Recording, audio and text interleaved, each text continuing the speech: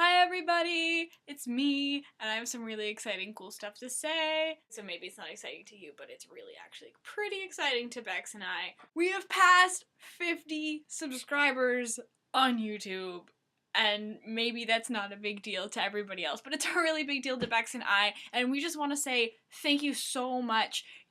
You guys subscribing has made us feel really special and really, really welcome to this whole booktubing community, and we're really, really excited to be here and be a part of it. Like, you already know. Yeah, just thanks. Thanks for believing in us and watching our videos and listening to us talk, because we like to listen to us talk, obviously. And you guys wanting to listen to us too makes it even greater. Today, I want to talk about this cool thing right here. In case you didn't spend enough time staring at that, it's John Green's An Abundance of Catherines. This is the paperback version. I don't even know which version this is. It's got a bunch of women on the cover, and I really enjoyed this. It's not my favorite John Green book, and if you're familiar with his work, he also wrote The Fault in Our Stars, which I already talked about a little while back. But if you're not familiar with his work is always really, really thought-provoking and great YA literature. To sort of summarize the plot, there is this teenage boy named Colin Singleton, and he is sort of a child prodigy, and he has a thing for dating girls by the name of Catherine. And he recently, as the book begins, has been dumped by his 19th Catherine. And he's sort of fallen into a pit of despair, and not to give too much away, but he and his best friend decide that to work him out of that despair, this summer, after school is over, they're going to go on a road trip. And they begin in Chicago and wind up in Tennessee. And there they have trials and tribulations and adventures in looking at the Archduke Ferdinand's tomb and working with various locals and talking to a lot of people about the town that they wind up in. And it's a crazy ride, and eventually Colin tries to work out a theorem while on this trip that will sort of predict how every relationship can last, because he's always got to have his academic focus to his life somewhere in there. And that was actually one of the things I really liked most about this book, was Colin and was his character. He sort of speaks, if you're familiar with the television show Bones, which maybe not many of you are, but I really love it, and I'm so behind on it right now. But Bones, the main character, Dr. Temperance Brennan, really speaks with a very scientific and unemotional tone, and Colin is like that as well. He doesn't quite understand, I don't want to say he doesn't understand a lot of social cues, but what he doesn't quite get sometimes is how to put his own feelings into places that he's never put them before when he speaks and when he comes across new experiences.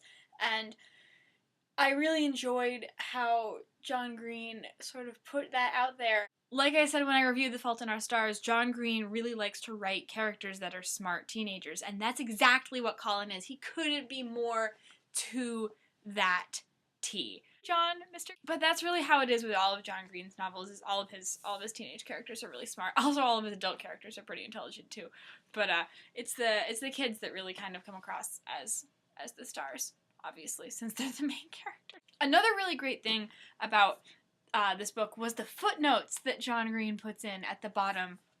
All along the bottom, maybe almost every page, John Green puts in a bunch of footnotes, and they all refer to things in the text, obviously, and they're just cute little pieces of authorism that go in there. So you may or may not understand some of the terminology. I really think the footnotes got put in because there's a lot of mathematical jargon in the book. You can tell that John Green really has a lot more to say than what Colin is narrating, and it's great. It's great to have that in there, because you get kind of a, not sarcastic and not sardonic, but those are the two words that readily come to mind. You get this sort of other view about what's going on, and a little deeper explanation into how Colin thinks. Maybe that's in there because of the mathematical jargon, and maybe it's in there because Colin thinks in this kind of scientific and exacting academic tone, and he speaks that way, and the whole thing is narrated that way, and it adds a nice little edge into it that you wouldn't really get with a lot of other novels, I don't think. Let's put it this way, 4 stars in the John Green collection. That's where it goes. But definitely a really good book, and check it out if you're a fan of his, if you like YA, if you are just looking for a really kind of great, I don't want to say lackadaisical, because this book is not lackadaisical at all, but it's got a feel to it that isn't rushed, it isn't timed, it's not pushy. It's a plot. It's an unfolding sort of plot that allows you to take it at your leisure. It's how I feel about it. It's a nice book to just relax into and enjoy, and that's, I think, something that I know as a university student I don't really get a lot of anymore. This was just really fantastic for me to have as a break from all of that kind of work. Thank you once again to everybody that has subscribed to us on YouTube and followed us on Twitter. You guys are really what's driving us to even keep this going and make this possible. I know that sounds trite and cliche and that everybody says it, but it's actually very true, because without people following us, what reason would we have to talk to anybody else but ourselves? So thanks once again. As always, all the links are in the below thingy.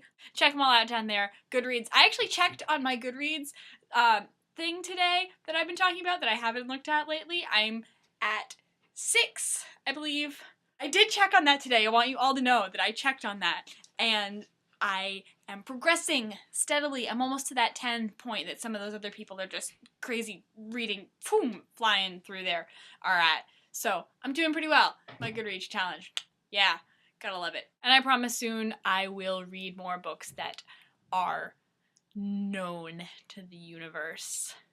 I realize Rick Mercer is not really that known, but it was a really good book. It was a really good book, so I reviewed it. Yeah. Peace. Bye.